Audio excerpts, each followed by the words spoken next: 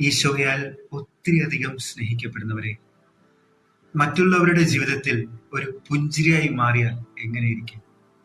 നമുക്കൊന്ന് ശ്രമിച്ചാലും. ലൂക്കായുടെ സുവിശേഷം 3-ാം അധ്യായം 11-ാം വാക്യത്തിൽ കർത്താവ് പറയുന്നു, രണ്ടുടുപ്പുള്ളവൻ ഒന്ന് ഇല്ലാത്തവന് കൊടുക്കട്ടെ.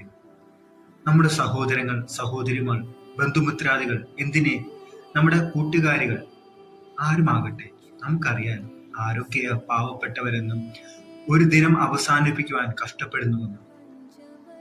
അതുകൊണ്ട് നമുക്ക് അവരറിയാതെ, പ്രതീക്ഷിക്കാത്ത സമയത്ത്, പ്രതീക്ഷിക്കാത്ത രീതിയിൽ നമുക്ക് അവർക്കായി പുത്തൻ ഉടുപ്പുകൾ മേടിച്ച് അവർക്ക് നൽകിയാലും, അങ്ങനെ ചെയ്താൽ അവരുടെ മുഖത്ത് ഒരു പുഞ്ചിരി ഉണ്ടാകും.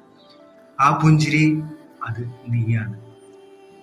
ആയതിനാൽ 12-ാം ദിനത്തിലേക്ക് പ്രവേശിക്കുവാൻ ഒരുങ്ങുന്ന നമുക്ക് ആ പുണ്യത്തിനായി ഒരുങ്ങിയാലും.